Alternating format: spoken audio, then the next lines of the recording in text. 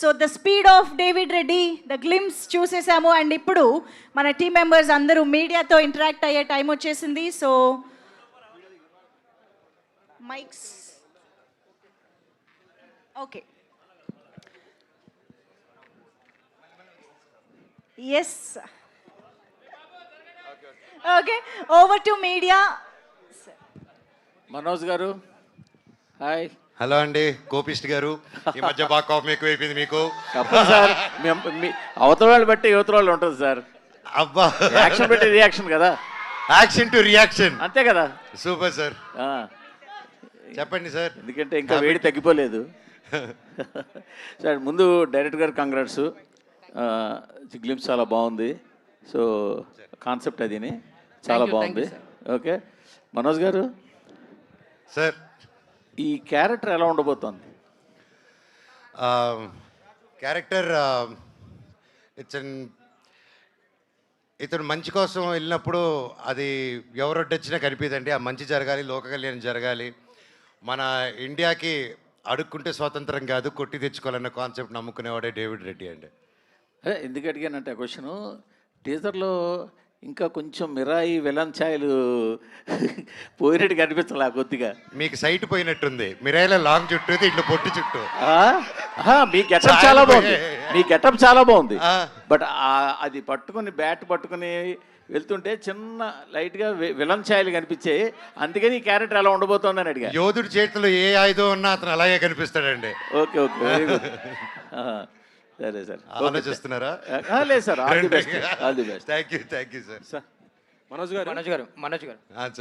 గారు గ్లిమ్స్ చాలా బాగుందండి. థ్యాంక్ యూ అండి. ఆల్ ద వెరీ బెస్ట్ మీకు కానీ, డైరెక్టర్ గారు కానీ, రవి బస్టూర్ గారి వర్క్ కూడా చాలా బాగుంది. అండ్ ఈ సినిమాలో ఒక 2 క్యామియోలు ఉండబోతున్నాయి. అందులో ఒకటి మీ ఫ్రెండ్ సింబు గారు చేస్తున్నారని ఒకటి విన్నాం. రెండోది రామ్ చరణ్ గారు క్యామియో కూడా ఉండబోతుంది, మీరు అప్రోచ్ చేయారని ఒక చిన్న టాక్. ఏంటి అది వీడండి అప్రోచ్ చేయటండి. అండ్ దాని గురించి డీటెయిల్స్, మూవీ జస్ట్ గ్లిమ్సే కాబట్టి ఇంకా చాలా రోజులు ఉంది, ముందు మాట్లాడుతాం దాని గురించి. క్యామియో అయితే ఉండబోతుంది, క్యామియో. దర్ ఇస్ స్కోప్ అండి ఈ మూవీలో. That's good scope for nice క్యారెక్టర్స్కి. So now still not fixed who is doing what అనేది. ఓకే, ఆల్ ద బెస్ట్ అండి. థ్యాంక్ యూ అండి. మనోజ్ గారు, అంటే ఇది స్వాతంత్రానికి ముందు చేస్తున్నటువంటి స్టోరీ అంటున్నారు కదా. అవును. అంటే మనం స్వాతంత్రం యాక్చువల్లీ చెప్పాలంటే అహింసా పద్ధతి ద్వారానే వచ్చింది కదా. అవును. మరి హింసనే ఎందుకు నమ్ముకోవాల్సి వచ్చింది డేవిడ్ రెడ్డి అంటే ఏం చెప్తారు? అంటే హింస పెట్టిన వాళ్ళని హింస పెట్టాలనే కాన్సెప్ట్ అవుతుంది. సో అంటే అప్పుడులో అండి, ఫర్ ఎగ్జాంపుల్ బాగా ఏదైతే శక్తులు లేదో ఊర్లో విలేజెస్ వాళ్ళ ఇన్నోసెన్స్ని బాగా వాడుకున్నారనమాట అప్పుడు. అండ్ ఆ ఇన్నోసెన్స్ని వాడుకొని కొన్ని కుటుంబాలు ఊర్లను తగలబెట్టినప్పుడు, ఇలా తగలబెట్టిన వాళ్ళని ముద్దులు పెట్టి స్వాతంత్రం అడగకూడదు, తల పగలగొట్టి తీసుకోవాలనే కాన్సెప్ట్లో ఇతను ముందుకు తీసుకెళ్లారండి. డేవిడ్ రెడ్డి అంటే రియల్గా ఉన్నారా అసలుకి? అంటే దాని గురించి ఏంటి అసలు? డైరెక్టర్ గారు లేదండి, అది fictional character sir. Actually real incidents మధ్యలో జరిగేటువంటి ఒక మూవీ అండి ఇది. ఆ ఇన్సిడెంట్స్లో ఒక డేవిడ్ రెడ్డి అనే క్యారెక్టర్ చూస్తున్న ప్రతి ఆడియన్స్ సార్, ఆ టైంలో మనం లేము, ఆ సిచ్యువేషన్లో మనం ఉంటే ఎలా రియాక్ట్ అవ్వాలనుకునే ప్రతి ఆడియను దాన్ని కనెక్ట్ అయ్యేటట్టుగా చేసామండి. ఇది మెయిన్ కాన్సెప్ట్ అండి. యాక్చువల్గా ఇది 1897 నుంచి 1922 లోపునే ఆపాము సార్. అందుకే ఇక్కడ హింసా పద్ధతి అనేది రాలేదు మధ్యలో. ఓకే, మరి మీ పక్కన జోడీగా ఎవరు ఉంటున్నారు? హీరోయిన్ ఎవరు ఏంటి? ఓకే ఓకే ఓకే మన ప్రిన్స్ మూవీలో యాక్ట్ చేసింది కదా సార్, మరియా అని చెప్పేసి, శివకార్తికేయన్ పక్కన ఆవిడండి. ఎందుకంటే బ్రిటిషర్స్ పేరు మరియా వరకు చాయిపోతుంది, ఆ తర్వాత పేరు నోరు తిరగదు సార్. అవును, ఆ తర్వాత నోరు తిరగట్లేదు సార్. యాక్చువల్గా డేవిడ్ రెడ్డి అంటే 2 వేరుగా ఉన్నాయి కదా, డేవిడ్ వేరు సార్. దానికి ఒక మెయిన్ కాన్సెప్ట్ ఉంది సార్ మూవీలో. ప్రతిదీ ఒక స్టోరీ బేస్ మీదే వెళ్తుంది సార్. యాక్చువల్గా సార్ చెప్పేకండి, ఆయన చెప్పించేస్తాడు మీతో. మీరు చెప్పండి. స్టోరీ బేస్డ్ సార్ ఇది. దీనికన్నా ప్రతి ఎలిమెంట్ ఏది మీరు రివీల్ చేయాలనుకున్నా కానీ అది ఒక దాన్ని ఏమంటారు ట్విస్ట్ సార్ అది. సో కాబట్టి చిన్నగా వచ్చేస్తూ ఉంటాయి సార్ ఒక్కోటి. ఇది ప్రజెంట్ వచ్చేసి మన గ్లిమ్స్లో ఇది 2025లో జరిగేటువంటి మేము ప్రీ ప్రొడక్షన్లో చేసుకున్నటువంటి ఒక ఇది సార్. ఇది అసలు డేవిడ్ రెడ్డిని మీరు చూడలేదు సార్ అసలుకి, అది పోస్టర్స్లో వాటిలో వస్తుంది సార్. ఎన్నో మంచి బ్లాక్ బస్టర్ మూవీస్ చేశారు మీరు. మిరాయితో విలన్గా కూడా ప్రూవ్ చేసుకున్నారు. మీ ఫ్యాన్స్ అందరూ కూడా కోరుకుంటుంది మిమ్మల్ని ఒక హీరోగా మళ్ళీ చూడాలి అనేది. అది ఎంతవరకు దీంట్లో కనెక్ట్ అవుతుంది అనుకుంటున్నారు? ఎంతవరకు దిగుస్తారు సార్? నేను మళ్ళీ రిటర్న్ వచ్చేప్పుడు ఉస్తాద్గా చేసిన, తర్వాత ఒక సపోర్టింగ్ క్యారెక్టర్గా భైరవులు చేసిన, తర్వాత నేను ఒక యాంటాగనిస్ట్గా, ఒక యాంటీ హీరోగా మిరాయిలో చేసిన.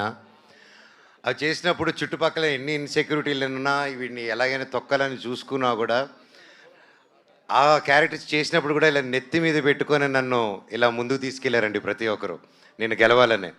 సో అలాంటి ప్రతి ఒక్కరికి ఈ సినిమా 100% డేవిడ్ రెడ్డి అనేది కంప్లీట్ ఫుల్ మీల్స్ ఇస్తుందని నేను బాగా నమ్ముతున్నానండి. నమ్మి కష్టపడి పనిచేయాలని డిసైడ్ అయ్యామండి మేము.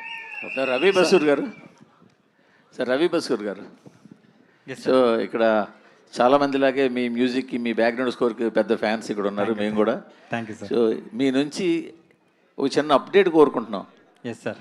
సలార్ 2 ఎప్పుడు ఉండబోతోంది? అది ఇంకా నాకే తెలీదు సార్. ఆ. అంటే అసలు దాని గురించి ఏమైనా ఉందా? మీలాగే నేను I'm also expecting. Done sir. Supreme Sundar గారు సార్, సుప్రీం యానిమల్ లాంటి మూవీ చేశారు, ఇప్పుడు స్పిరిట్ కూడా చేస్తున్నారు. ఆ రెండు చూస్తే యాక్షన్ ఓరియంట్తో ఉన్నటువంటిది. ఇందులో డేవిడ్ రెడ్డిగా మన మనోజ్ గారిని ఏ విధంగా చూపించబోతున్నారు సార్? ಸರ್ ಇದು ಬಿಗ್ಗೆಸ್ಟ್ ಆ್ಯಕ್ಷನ್ இருக்கும் ಸರ್. ಫುಲ್ ಎಕ್ಸ್ಪೆಕ್ಟೇಷನ್ ಫುಲ್ಫಿಲ್ ಆகும் sir. Thank you sir. So ఆయన కూడా ఒక మంచి ఫైట్ మాస్టర్ కదా, మరి ఆయన వాడుకున్నారా దీంట్లో స్టంట్స్? ఆయన చూడండి, ఆయనే నన్ను వాడేలా ఉన్నాడు ఫుల్గా. సో సార్ సింపుల్గా చెప్పాలంటే ఇది 95 days షెడ్యూల్ సినిమా. అంటే ఆయన 60 days డేట్స్ తీసుకొని 60 days ఓన్లీ యాక్షన్ పెట్టుకుని ఉన్నాడు సార్ ఈయన. సో మీరే ఊహించుకోండి ఎలా ఉండబోతుందో. అంటే మీరు కూడా చేస్తుంటారు కదా స్టంట్స్, మీరు కూడా ప్రయోగాలు చేస్తుంటుంటారు. అవునండి. బాగుంటాయి. ఇందులో మీరు ఏమైనా చేస్తున్నారా? లేదండి, అందుకే సార్ ఉన్నారు అండ్ మంచి ప్రొడ్యూసర్స్ ఉన్నారు సపోర్టింగ్కి.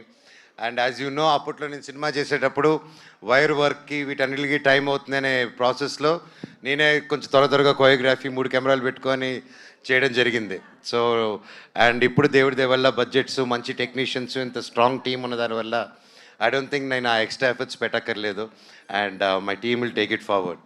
సార్ అదే సుందర్ గారి స్పిరిట్ బాగా ఫాస్ట్ జరుగుతుందా సార్? షూట్ ఎలా ఉంది?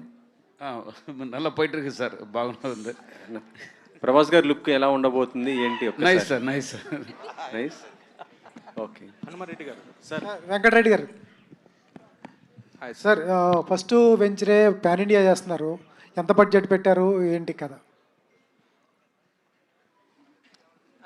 2 questions ఉన్నాయండి. Pan India and budget, right? అవును. పాన్ ఇండియా స్టోరీ బేస్గా pan India already Manchu Manoj garu మిరాయితో పాన్ ఇండియా స్టార్ అయిపోయారు already. So which is a big advantage for our film actually. So being a pan India story, being a pan India hero which is who are in our movie, so which is a big advantage to our movie. And second thing, budget it's about 35 to 40 crores. Super sir. Sir Manoj గారు sir. Sir, action చూస్తుంటే పీక్స్లో ఉంది. నాకు తెలియకుండా cut shots అవన్నీ చూస్తుంటే రవి బసూర్ గారి music ఉంది కాబట్టి కేజీఎఫ్ ఎలివేషన్స్ అయితే కనిపిస్తుంది. నాకు తెలిసిన నెక్స్ట్ లెవెల్ అనిపిస్తుంది మనోజ్ గారిది. సార్, హనుమ గారిని ఎలా నమ్మారు? ఆయన వచ్చినప్పుడు ఇదిరా మనకు కావాల్సిన కరెక్ట్ సబ్జెక్టు కరెక్ట్ టైంలో పడిందని ఎప్పుడు ఎలా అనిపించింది మీకు? ఆయన కన్విన్షన్ అండి, కసి. మళ్ళీ పొరపాటున సినిమా నాకు ఏదైనా స్టోరీ నచ్చలేదంటే నేను చంపేస్తాడేమో బ్యాట్ తీసి కొట్టని ఆ భయంతోనే సగం ఒప్పేసుకున్నానండి. ఎందుకంటే అంత ఫైర్ ఉంది వీళ్ళు, ప్రతి సీన్లో మీకు ఆ ఫైర్ ఉంటుంది. అండ్ అది 100% ఈయన చూసేదానికి ఇంత సాఫ్ట్గా ఉన్నారు, కానీ నరేట్ చేసేటప్పుడు ఆయన ఒక మినీ కాదు పెద్ద చంద్రముఖి లాగా అయిపోతారు ఆయన. సార్, ఏదో డైలాగ్ ఉంది ఇండియాకైనా డేవిడ్ రెడ్డి అని చెప్పి, ఏంటి సార్ ఆ డైలాగ్? కొంచెం అర్థం లేదు, ఇంకేమైనా ఉంటుందా? యాక్చువల్ లింకింగ్ ఉంది సార్. యాక్చువల్ బ్రిటిషర్స్ వచ్చేసి మన ఇండియాని ఏమన్నారు సార్? ఏ బ్రిటిష్ ఇండియా అన్నారు, మన ఇండియాని బ్రిటిష్ ఇండియా అన్నారు. బ్రిటిషర్సే బ్రిటిష్ ఇండియా అన్నప్పుడు డేవిడ్ రెడ్డి వచ్చి నా ఇండియా కాబట్టి డేవిడ్ రెడ్డి ఇండియా అన్నాడు. ఎవరైతే మన ఇండియన్స్ బ్రిటిషర్స్కి సపోర్ట్ చేస్తూ ఉంటారో వాళ్ళకి ఇతను డేవిడ్ రెడ్డి సార్. అదే డేవిడ్ రెడ్డికి ఇండియా. నార్మల్గా ఎవరైతే ఇతను నమ్మారో మిగతా వాళ్ళందరికీ నార్మల్ డేవిడ్ రెడ్డి. ఈ డేవిడ్ రెడ్డితో ఏదో చేయబోతున్నారు. 2 months సార్, అది 2 months. Okay sir, all the best. Hanumareddy garu. Thank you sir. Sir Hanumareddy garu sir. Sir sir 1897 నుంచి 1922 రెబెల్ రేసెస్ అని పెట్టారు కదా సార్. అండ్ అంటే 1922 ఇండిపెండెన్స్కి సంబంధించి అంటున్నారు. Till it lead second part ఏమన్నా ఉందా 1947 వరకు? యాక్చువల్గా అది మన ఇప్పుడు ఇందాల మనం అనుకున్నాం సార్ కామెరోస్ దాని మీద బేస్ అయి ఉంటుంది సార్. కాకపోతే ఎండింగ్ మాత్రం ఫుల్ ఫ్లెడ్జ్డ్గా ఉంటుంది. రిజల్ట్ బట్టి మన పార్ట్ 2 మాట్లాడదాం సార్. మనోజ్ గారు సార్ సార్ అంటే కంప్లీట్గా ఒక వైలెంట్ క్యారెక్టర్ రా అండ్ రస్టిక్ క్యారెక్టర్ కనిపించింది టీజర్లో. ఇక్కడేమో మీరు సిట్టింగ్ అంటే సింపుల్ సిట్టింగ్ అని చెప్పి ఒక సినిమా మీద ఒక జోక్ వేసిన టీజర్. సో అంటే మీ ఫన్ మీరు ఏం చేసినా దాంట్లో ఒక ఎంటర్టైన్మెంట్ అనేది ఉంటుంది. సో ఈ సినిమాలో ఎంటర్టైన్మెంట్ ఉంటుందో only out and out mass commercial? That's entertainment in the film అండి. వెరీ సటిల్ ఎంటర్టైన్మెంట్ ఉంటుంది. అండ్ ఈ and definitely it won't be completely, it is a high octane action film but with light hearted moments also. Sir run time ఎంత తీసుకున్నారు sir movie? 2 hours 20 minutes sir. Super sir, all the very best sir. Thank you sir. Hanuma గారు, అంటే ఇదే time లైన్లో ఇంతకుముందు వచ్చిన movies references ఏమైనా తీసుకున్నారా ఫ్రమ్ అదర్ లాంగ్వేజెస్? ఎందుకంటే రీసెంట్గా క్యాప్టెన్ మిల్లర్ కూడా ఇదే టైం లైన్ ఫిలిం. సో దానికి ఏమైనా పాసిబుల్ రిఫరెన్సెస్ ఉండబోతున్నాయా? అస్సలకి ఈ సినిమాకి ఎటువంటి టైం లైన్లో కానీ వేరే వాళ్ళది లేని జోనర్ సార్ ఇది. ఇంతకుముందు ఎప్పుడు చూడలేదు కూడా. అంటే మన స్వతంత్రం గురించి వాటి గురించి మనం వినున్నాము చేస్తున్నాం, కానీ ఇది సపరేట్ స్టోరీ సార్. ఇది ఒక ఫ్యామిలీ సబ్జెక్ట్ మళ్ళీ ఇందులో. దానికి ప్రాణం పోసేవాళ్ళు ఈ టెక్నీషియన్స్. వీళ్ళు చూసారు ఇప్పుడు మామూలు మ్యూజిక్, అది చూస్తున్నంతసేపు మనం చూస్తాను విజువల్ పరంగా, వింటున్నంతసేపు మ్యూజిక్ ఉంటుంది, చూస్తున్నంతసేపు యాక్షన్ ఉంది. ఈ టైప్ ఆఫ్లో మూవీ వెళ్ళిపోతూ ఉంటుంది సార్. మనోజ్ గారు, అయితే మీకు అంటే మీరు చెప్పారు ఇందులో ఎంటర్టైన్మెంట్ ఉంటుంది అని, కాకపోతే మీ లాస్ట్ ఫ్యూ ఫిల్మ్స్ నుంచి మీ ఫ్యాన్స్ కానీ లేదా రెగ్యులర్ ఆడియన్స్ కానీ మిస్ అయ్యేదే మీ ఫన్ టోన్ అది. సో ఇలాంటి కంప్లీట్ ఒక వైలెంట్ ఫిల్మ్స్ కాకుండా ఒక ప్రాపర్ కామికల్ ఫిల్మ్ తీసే ఛాన్సెస్ ఎంతవరకు ఉన్నాయి మీకు ఇప్పుడు present? There is and there's one more script I'm doing din tarvata. That's also high entertainment film and yeah. Manoj గారు. Yes and hello అండి. హాయ్, బాగున్నారా? బాగున్నానండి.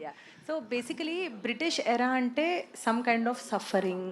ఇంకా బ్రిటిషర్స్కి ఎలా ఉంటుందంటే లైక్ ఇండియన్స్ పైన వాళ్ళు ఏదైనా అత్యాచారం చేయడం, సో అలాంటి కొంచెం ఇంటెన్స్ సీన్స్ కూడా దీంట్లో ఉన్నాయా? మీరు కూడా ఫైట్ బ్యాక్ చేసే సీన్స్, ఎందుకంటే దీనిపైన కావాల్సిన రీసెర్చ్ చాలా ఎక్కువ, because it is a era of Britishers కాబట్టి. That's a lot of research went in and if you can whenever take time and visit our Director Group Productions office, you will see the amount of history they've been working on.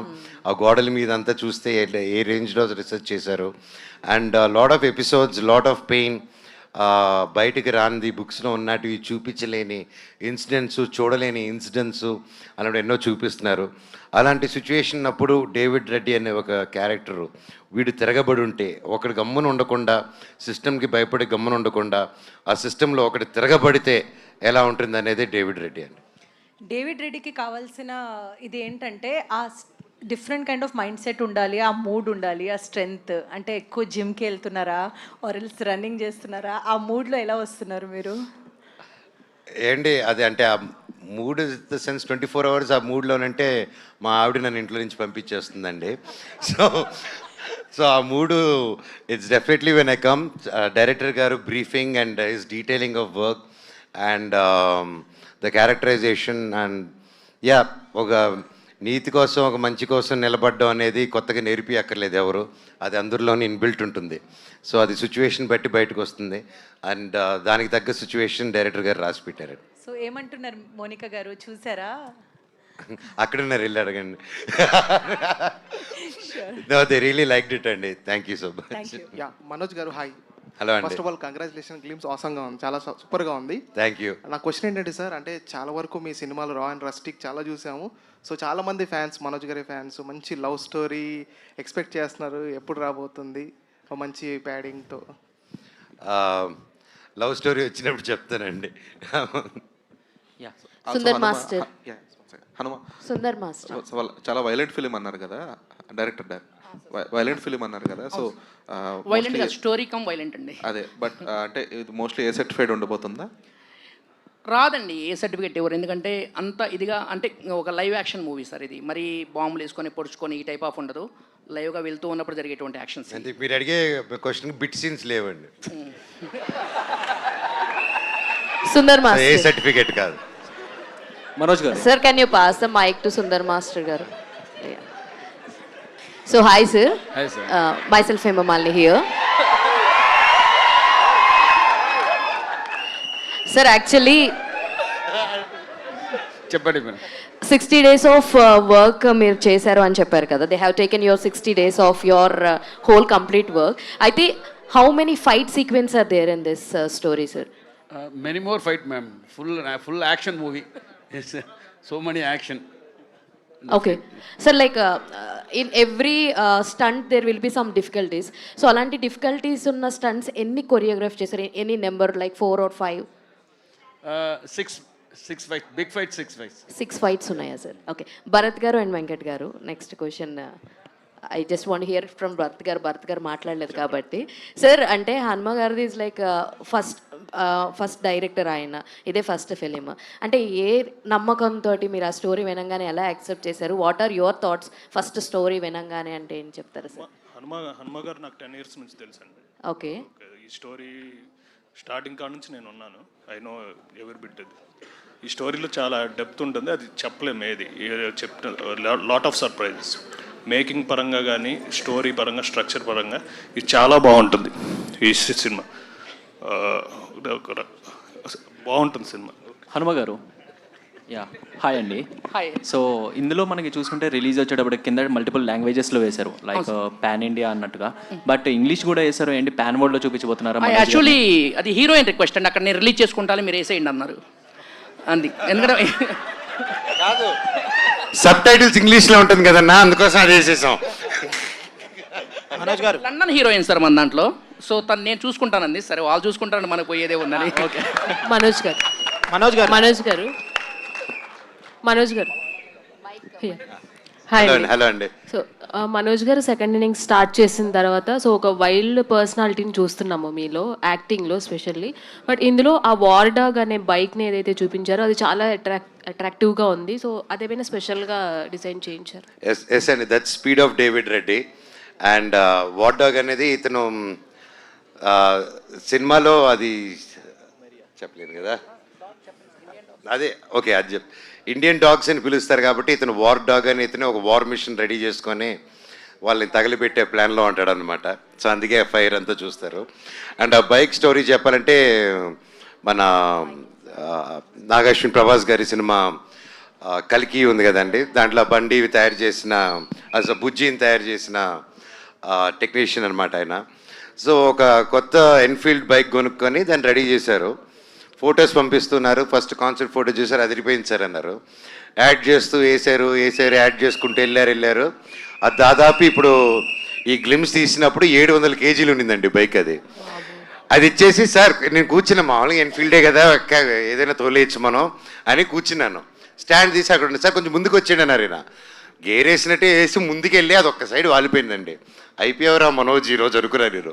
ఆ తర్వాత అదురు పట్టుకునే కాపాడారు. So yeah, ఇందాక సార్తో చెప్తున్నా, I think the challenging thing and the most risky and more difficult thing I think for all of us is going to be the war dog bike అండి. అందుకే బైక్కి స్పెషల్గా అంత special glimpse he wanted to introduce with the bike and Death Note. And ఆ bike కానీ ఆ death note bat కానీ చాలా back story, దానికి చాలా సిగ్నిఫికెన్స్ ఉంది మూవీలో. అండ్ ఎంత యాక్షన్ మూవీస్ అయినా కానీ అన్ని ఎమోషన్స్ ఆల్రెడీ ఉంటాయి. అటు కామెడీ టచ్ కావచ్చు, ఇటు లవ్ స్టోరీ కావచ్చు, అన్నీ ఉంటాయి. బట్ ఈ ఇంత 70 to 80% ఆఫ్ యాక్షన్ మూవీలో లవ్ స్టోరీ ఎంతవరకు ఇన్వాల్వ్ చేయబోతున్నారు? మిగతా 40% అంటున్నాడు సార్. ఆల్ ది బెస్ట్ అన్న. మనోజ్ గారు ఏంటండి, మీ ఫ్యాన్స్కి ఒక పండగ వాతావరణం కనిపిస్తుంది అందరిలో. ఎందుకంటే మిరాయిలో మీ విలన్ క్యారెక్టర్ చూసి వావ్ అన్నారు, ఇప్పుడైతే ఈ క్యారెక్టర్ చూసి ఇంకా దానికి మించి అంటున్నారు. అయితే డైరెక్టర్ గారు మీకు స్టోరీ వచ్చి చెప్పేటప్పుడు ఆ స్టోరీ మీకు రియల్ లైఫ్లో కూడా ఎక్కడో కనెక్ట్ అయింది, అందుకనే ఈ స్టోరీ ఓకే చేశారన్న వార్త ఒకటి వస్తుంది సార్, దానికి ఏమంటారు మీరు? లేదండి, ఎవరికైనా ఒక మంచికి కానీ ఒక అన్యాయం జరిగేటప్పుడు నిలబడాలి అని ఆ మనస్తత్వం ఉన్న ప్రతి ఒక్కరు ఇది కనెక్ట్ అవుతారండి. మీరు విన్నా మీరు కనెక్ట్ అవుతారు. Thank you sir. Thank you sir. One last question తీసుకుందాం. మనోజ్ గారు సార్, ఇక్కడ సార్ అది చాలా ఇంట్రెస్టింగ్ అనిపిస్తుంది. అది గ్లిమ్స్ కానీ లుక్ పర్టికులర్గా లైక్ ఆ బైక్ ఇవన్నీ కూడా చాలా క్రేజీ అనిపిస్తుంది. అండ్ చాలా మంది డెబ్యూటెంట్స్తో మీరు వర్క్ చేస్తున్నారని ట్రావెల్ అవుతూ వస్తుంటారు. చాలా మంది మీ దగ్గరకు స్టోరీస్ వస్తారు.